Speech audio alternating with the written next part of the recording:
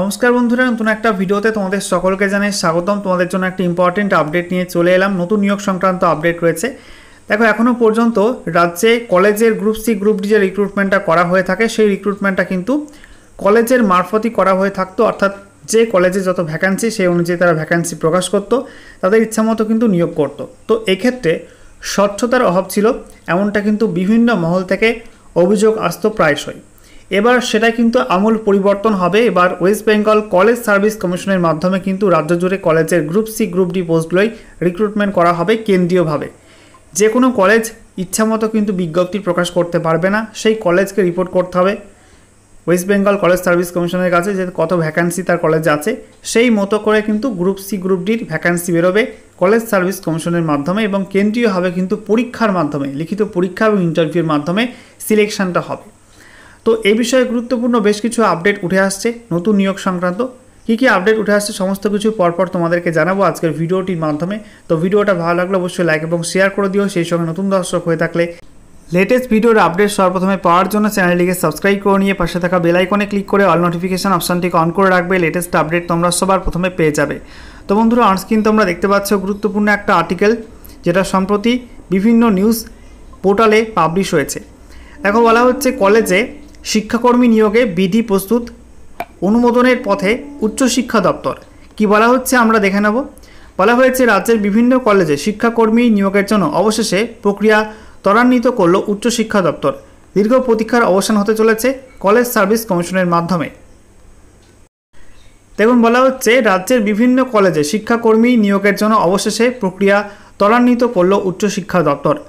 দীর্ঘ প্রতীক্ষার অবসান হতে চলেছে কলেজ সার্ভিস কমিশন বা সিএসসির মাধ্যমে। অস্থায়ী শিক্ষক ও শিক্ষাকর্মী নিয়োগের জন্য যে বিধি 2022 সালে আইন হিসাবে তৈরি হয়েছিল, তা এতদিনেও বাস্তবায়িত হয়নি। এবার সেই নিয়োগ বিধি খসড়া প্রস্তুত করে পাঠানো হয়েছে রাজ্যের আইন দপ্তরে চূড়ান্ত অনুমোদনের জন্য।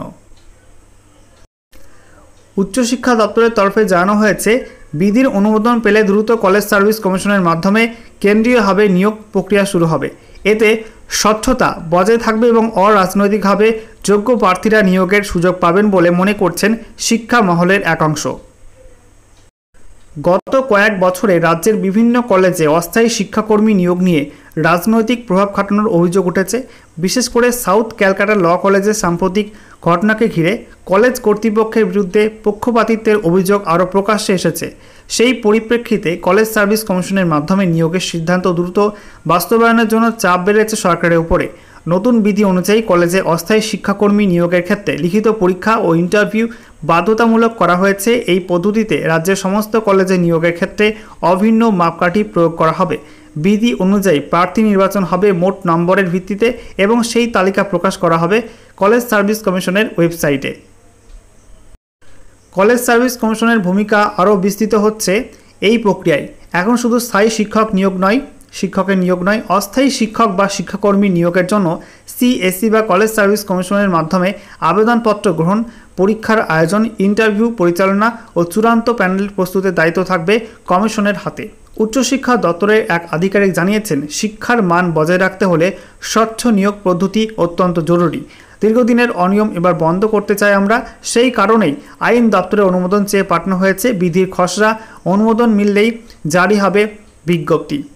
রাজ্যের কলেজগুলিতে স্বচ্ছ ও নিয়মতান্ত্রিকভাবে অস্থায়ী শিক্ষাকর্মী নিয়োগের পথ অবশেষে খুলতে চলেছে। নিয়োগে রাজনীতির প্রভাব কমিয়ে যোগ্যতার ভিত্তিতে প্রার্থীদের সুযোগ দেওয়াই এখন সরকারের মূল লক্ষ্য।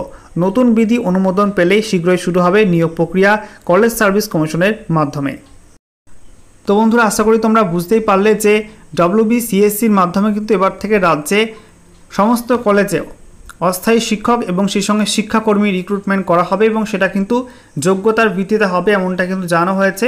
যেখানে লিখিত পরীক্ষা এবং ইন্টারভিউ নেওয়া হবে এবং তার মাধ্যমে কিন্তু সিলেকশনটা হবে, এবং গোটা রাজ্য জুড়ে কিন্তু কেন্দ্রীয়ভাবে এই রিক্রুটমেন্টটা হবে। যেটা 2022 সালে আইন হয়েছিল, সেটা কিন্তু এবার আইন দপ্তরের কাছে পাঠানো হয়েছে। শীঘ্রই কিন্তু অনুমোদন দিলে কলেজ সার্ভিস কমিশন নিয়োগ প্রক্রিয়া শুরু করতে পারে।